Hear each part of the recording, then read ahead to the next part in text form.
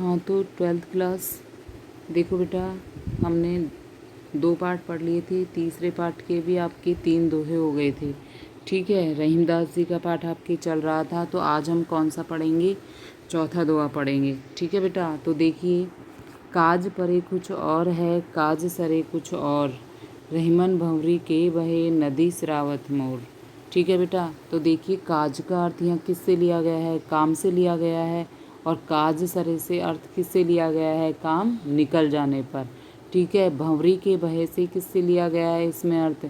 यानी विवाह के समय जो फेरे होते हैं उसको क्या बोलते हैं? भंवरी बोलते हैं। ठीक है, और सिरावत का अर्थ क्या होता है? समर्पित। और मोर का अर्थ होता है कलंगी। ठीक है, तो देखिए, काज परे कुछ और है, काज सरे कुछ और, रहीमन भंवरी के बहे नदी सिरावत मोर। यानी इसमें जो संस्वार्थी लोग हैं उसके बारे में कवि ने बताया है कि उनका व्यवहार अलग अलग समय पर अलग अलग किस तरह से होता है। ठीक है बेटा, तो देखिए, काज परे कुछ और है, काज सरे कुछ और। कवि रहीम कह रहे हैं कि जो स्वार्थी लोग होते हैं उनका व्यवहार काम पड़ने पर तो कुछ और होता है और काम निकल जाने पर उनका व्यवहार कुछ और होता है। अर्थात जब उनका काम होता है तो वो हमारी चापलूसी करते हैं, और जब उनका काम निकल जाता है तो वो क्या करते हैं? हमें पहचानने से भी इनकार कर देते हैं। किस प्रकार? उसी प्रकार जिस प्रकार भंवरी के भये नदी स्रावत मोर, उसी प्रकार जिस प्रकार विवाह के समय यानी फेरों के समय दूल्हा किसको धारण करता है? अपने सिर पर कलंगी को धारण करता है, लेकिन विवाह हो जाने के बाद वह उसी कलंगी को सामान्य वस्तु मान करके उसे नदी को समर्पित कर देता है। ठीक है, रहीमन भंवरी के बहे नदी स्रावत मोर, उसी प्रकार जिस प्रकार फेरों के समय दूल्हा अपनी जिस कलंगी को अपने सिर पर धारण करता है, ठीक है, विवाह होने के बाद वह उसी कलंगी को सामान्य वस्तु मान करके नदी को समर्पित कर देता है। ठीक है बेटा, देखिए इसमें कौन से यमक अलंकार का इसमें प्रयोग हुआ है। ठीक है, और इसमें कौन सी भाषा का कवि ने इसमें प्रयोग किया है? कौन सी भाषा का प्रयोग किया है कवि ने इसमें? ब्रज भाषा का इसमें कवि ने प्रयोग किया है। ठीक है, देखिए अब आगे देखिए, और किसके बारे में इसमें बताया है? लोगों की स्वार्थी प्रवृत्ति के बारे में कवि ने इसमें बताया है। ठीक है बेटा, आगे देखिए, जो रहीम उत्तम प्रकृति का, करी संगत कुसंग, चंदन विष व्याप्त नहीं, लपटे रहत भुजंग। अब देखिए, इसमें अच्छी संगति वाले लोगों के बारे में बताया है। उत्तम प्रकृति के जो लोग होते हैं उनके बारे में कवि ने इसमें क्या कहा है? देखिए, जो रहीम उत्तम प्रकृति का करी संगत कुसंग यानी बुरी संगति, चंदन विष व्याप्त नहीं, लपटे रहत भुजंग यानी सर्प। ठीक है, अब देखिए कैसे अच्छी, यानी कहने का तात्पर्य क्या है कि जो अच्छी संगति के लोग होते हैं, जो उत्तम प्रकृति के लोग होते हैं, उन पर बुरी संगति का कोई भी प्रभाव नहीं पड़ता है। ठीक है, तो कवि इसमें क्या कह रहे हैं कि जो रहीम उत्तम प्रकृति का करे सकत कुसंग। कवि रहीम कह रहे हैं कि जो व्यक्ति उत्तम प्रकृति के होते हैं, जो अच्छी संगति के होते हैं, बुरी संगति उनका क्या कर सकती है? अर्थात बुरी संगति उनका कुछ भी नहीं बिगाड़ सकती। यानी अच्छी संगति के लोगों के ऊपर बुरी संगति का कोई प्रभाव नहीं पड़ता है। चंदन विष व्याप्त नहीं, लपटे रहत भुजंग। किस प्रकार? उसी प्रकार जिस प्रकार चंदन के वृक्ष पर हमेशा क्या लिपटे रहते हैं? सांप लिपटे रहते हैं, लेकिन चंदन के वृक्ष पर उसका कोई भी प्रभाव नहीं पड़ता है, वो अपनी सुगंध को नहीं छोड़ता है। उसी प्रकार उत्तम प्रकृति वाले लोगों पर भी बुरी संगति का कोई भी प्रभाव नहीं पड़ता है। ठीक है, आगे देखिए, रूठे सृजन मनाइए जो रूठे 100 बार, रहीमन फिर कोई ये टूटे मुक्ताहार। मुक्ताहार से मतलब किससे लिया गया है? यहाँ पे मोतियों के हार से लिया गया है। ठीक है बेटा, मुक्ताहार से मतलब किससे लिया गया है? यहाँ पे मोतियों के हार से लिया गया है। ठीक है, तो देखिए इसमें क्या कह रहे हैं कि रूठे सृजन मनाइए। सृजन का मतलब यहाँ सज्जन व्यक्तियों से लिया गया है। ठीक है, फिरी से मतलब यहाँ बार बार से लिया गया है। तो देखिए, इसमें जो सज्जन लोग हैं उनकी संगति करने के लिए कवि ने इसमें बोला है कि सज्जन लोगों की संगति में हमेशा रहना चाहिए, और यदि वो हमसे रूठ जाते हैं तो उनको 100 बार मनाने का प्रयत्न करना चाहिए। ठीक है। तो कवि रहीम कह रहे हैं कि रूठे सृजन मनाइए जो रूठे 100 बार। कवि रहीम कह रहे हैं यदि सज्जन व्यक्ति हमसे रूठ जाते हैं तो हमें उन्हें 100 बार मनाने का प्रयत्न करना चाहिए। रहीमन फिरी फिरी पोई ये टूटे मुक्ताहार, किस प्रकार, उसी प्रकार जैसे मोतियों का हार बार बार टूटने पर हम उसे बार बार पिरोते रहते हैं। ठीक है, क्या बोल रहे हैं रहीम इसमें कि रूठे सृजन मनाइए जो रूठे 100 बार। कवि रहीम इसमें कह रहे हैं कि यदि सज्जन व्यक्ति हमसे रूठ जाते हैं तो हमें उन्हें 100 बार मनाना चाहिए। किस प्रकार, उसी प्रकार जिस प्रकार फिर रहीमन फिर वो ये टूटे मुक्ताहार, यदि मोतियों का हार टूटता है तो मोतियों के हार के बार बार टूटने पर हम उसे बार बार पिरोते हैं, उसी प्रकार हमें भी यदि सज्जन व्यक्ति 100 बार रूठते हैं तो 100 बार ही हमें उन्हें मनाने का प्रयत्न करना चाहिए। ठीक है बेटा, तो इसमें कौन से अलंकार का प्रयोग हुआ है? उपमा और अनुप्रास अलंकार का इसमें प्रयोग किया गया है। ठीक है, आगे देखिए। और सज्जनों की तुलना इसमें किससे की गई है? किससे की गई है सज्जनों की तुलना? मोतियों के आहार से की गई है। ठीक है, मोतियों की हार से उनकी सज्जन व्यक्तियों की इसमें तुलना की गई है और अच्छी संगति करने का इसमें कवि ने संदेश दिया है। ठीक है, आगे देखिए। तरुवर फल नहीं खात है, सरवर पियर न पान, कही रहीम पर काज हित संपत्ति संचय सुजान। अब देखिए, जो परिचय आया था, पाठ परिचय, उसमें भी आपके ये आया था कि तरवर, तरवर का अर्थ यहाँ किससे लिया गया है? वृक्षों से लिया गया है। खाद का अर्थ खाने से लिया गया है। सरवर का अर्थ किससे लिया गया है? यहाँ पे तालाब से लिया गया है। ठीक है, पर काज यानी दूसरों के हित के लिए। ठीक है, पर काज हित का मतलब क्या है? तो जो कार्य दूसरों के हित के लिए किया जाता है। ठीक है, संपत्ति का मतलब धन दौलत से होता है। संचयी का मतलब इकट्ठी करने से होता है। और सुजान का अर्थ क्या होता है? सज्जन लोगों से। ठीक है, सुजान का अर्थ किससे लिया गया है? यहाँ पे सज्जन लोगों से।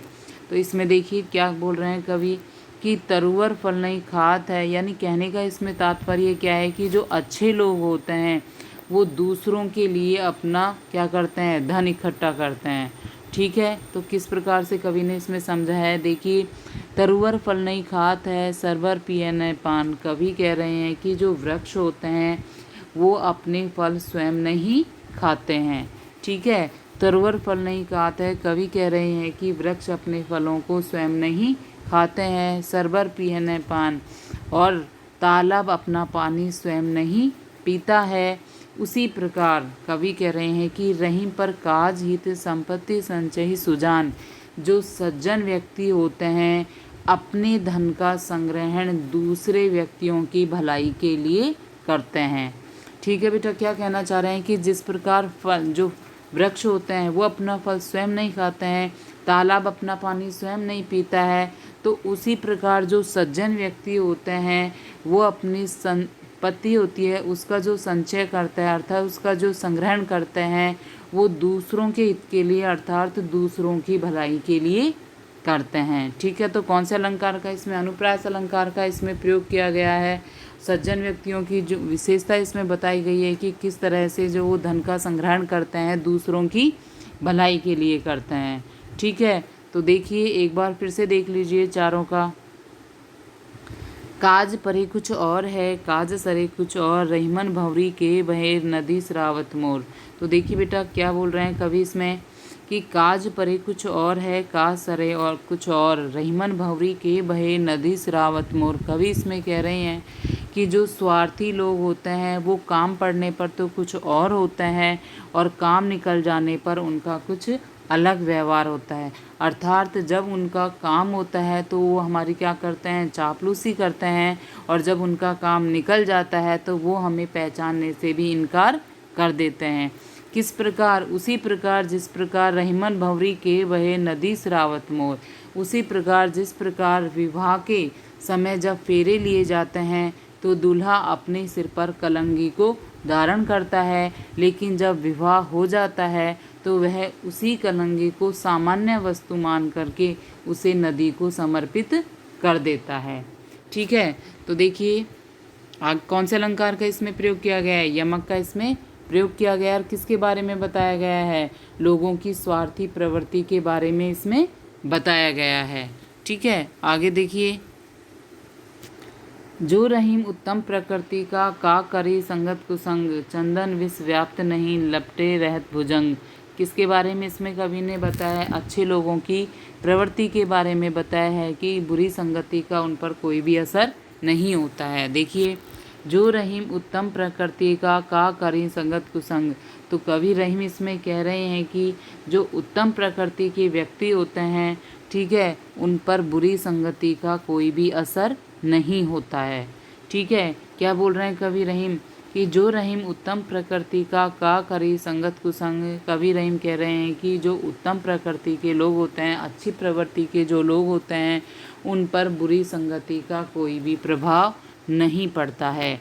किस प्रकार, उसी प्रकार जिस प्रकार चंदन विष व्याप्त नहीं लपटे रहत भुजंग, कि चंदन के वृक्षों पर हमेशा सांप लिपटे रहते हैं परंतु वो अपनी खुशबू को नहीं छोड़ते हैं, उसी प्रकार जो उत्तम प्रकृति के व्यक्ति होते हैं उन पर बुरी संगति का कोई प्रभाव नहीं पड़ता है। ठीक है, तो कौन से अलंकार का इसमें प्रयोग किया गया है, कौन से अलंकार का प्रयोग इसमें अनुप्रास अलंकार का इसमें प्रयोग हुआ है, अनुप्रास। ठीक है, और इसमें कौन सी बात बताई गई है, उत्तम प्रकृति की जो लोग हैं उसकी तुलना किससे की है, चंदन के वृक्ष से की है। ठीक है, अर्थात व्यक्ति इसके माध्यम से क्या संदेश देना चाहते हैं, अच्छी संगति में रहने का। ठीक है, तो आगे देखिए। रूठे सृजन मनाई ये जो रूठे सौ बार, रहीमन फिरी फिरी पोई ये टूटे मुक्ता हार। अब देखिए इसमें क्या बोल रहे हैं रहीम कि रूठे सृजन मनाइए जो रूठे सौ बार। कवि रहीम इसमें कह रहे हैं कि यदि हमसे सज्जन व्यक्ति रूठ जाते हैं तो हमें उन्हें 100 बार मनाने का प्रयत्न करना चाहिए। रहीमन फिरी फिरी पोइए टूटे मुक्ताहार, उसी प्रकार जिस प्रकार मोतियों के हार के बार बार टूटने पर हम बार बार उसे पिरोते हैं, उसी प्रकार यदि सज्जन व्यक्ति हमसे रूठ जाते हैं तो हमें उन्हें बार बार मनाना चाहिए। आगे देखिए, और कौन सी इसमें अनुप्रास अलंकार का इसमें भी प्रयोग किया गया है।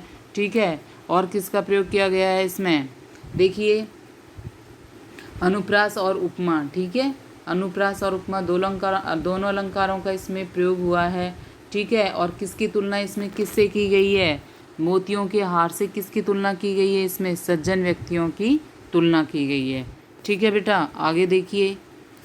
तरुवर फल नहीं खात है सरबर पीहने पान, कही रहीं पर काज हित संपत्ति संचय सुजान। अब देखिए इसमें कैसे दूसरों के लोगों की भलाई की बात कि किस तरह से जो सज्जन लोग होते हैं वो किस तरह से दूसरों के हित के लिए अपनी संपत्ति को इकट्ठा करते हैं। ठीक है, तो देखिए तरुवर फल नहीं खात है सरबर पिए न पान। कवि रहीम कहते हैं कि जो वृक्ष होते हैं वो अपने फलों को स्वयं नहीं खाते हैं, सरबर पिए न पान, और तालाब अपने पानी को स्वयं नहीं पीता है। अर्थात वो कौन पीता है, दूसरे पीते हैं, फल भी कौन खाते हैं, दूसरे लोग खाते हैं। ठीक है, तो रहीम क्या बोल रहे हैं इसमें कि तरवर फल नहीं खाता है सरबर पिए न पान। रहीम कह रही हैं कि जो वृक्ष होते हैं वो अपने फलों को स्वयं नहीं खाते हैं और तालाब अपने पानी को स्वयं नहीं पीता है। किस प्रकार, उसी प्रकार रहीम पर काज हित संपत्ति संचय सुजान, यानी उसी प्रकार सज्जन व्यक्ति भी अपने धन का संग्रहण पर काज हित यानी दूसरे लोगों की भलाई के लिए करते हैं। ठीक है, क्या बोल रहे हैं इसमें रहीम कि फल जो है वृक्ष अपने फलों को स्वयं नहीं खाते हैं, तालाब अपने पानी को स्वयं नहीं पीता है, उसी प्रकार भी जो सज्जन व्यक्ति होते हैं वो दूसरे लोगों की भलाई के लिए धन को इकट्ठा करते हैं, अर्थात धन का क्या करते हैं, संग्रहण करते हैं। ठीक है बेटा, तो कौन से अलंकार का इसमें प्रयोग किया गया है, इसमें भी अनुप्रास अलंकार का प्रयोग किया गया है। ठीक है, और जो सज्जन व्यक्ति जो दूसरों की भलाई के लिए धन को इकट्ठा करते हैं तो परोपकार की भावना का इसमें वर्णन किया गया है। ठीक है, और जो किसका वर्णन किया गया है, जो वृक्ष हैं, तालाब हैं, ठीक है, उनकी तुलना किससे की गई है, सज्जन व्यक्तियों से की गई है। किस तरह से की गई है कि जिस तरह से फल और तालाब स्वयं अपना पानी नहीं पीते हैं, तालाब भी स्वयं नहीं पीता है, फल भी अपना जो वृक्ष है फल स्वयं नहीं खाता है, तो उसी प्रकार सज्जन व्यक्ति भी क्या करते हैं, अपनी धन का स्वयं उपयोग ना करके कौन किसके लिए वो धन का संग्रहण करते हैं, दूसरे व्यक्तियों के लिए वो धन का संग्रहण करते हैं। ठीक है बेटा, तो आज 4 पाठ पढ़ लिए, तो आगे जो 4 दोहे आज पढ़े हैं, ठीक है, 7 दोहे आपके हो गए हैं, और जो आगे के दोहे हैं वो हम कल पढ़ेंगे।